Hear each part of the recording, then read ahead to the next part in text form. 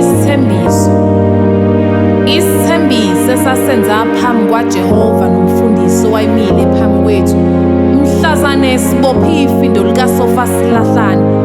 Sasijabulile kumnandi silangazelela ukuba uMr noMrs ngokupheleleyo.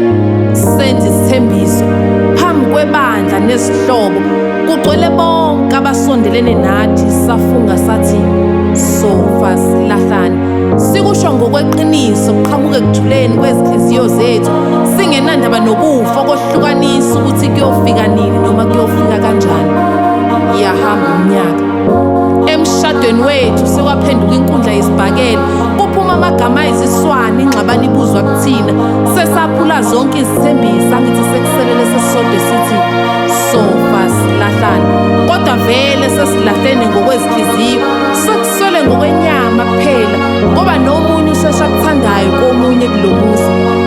Sesiphenduka indaba izekwayo emphakathini, abanye basancoma ubuhle bomshado oyindumezulu, thina sisafakwa lezo zindandatho.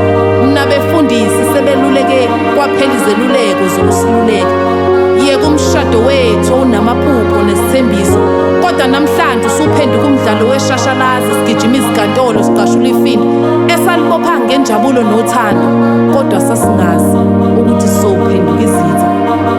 Isithembiso esasenze eminyakeni eyedlule sichachamba injabulo ebusweni bethu, sibona ikusasa liqhakazile, singaziboni sihluleka sisobabili ngoba phela sesinyamanye. Kodwa sesaphula kwaleso sithembiso. Yeke isithembiso esasenza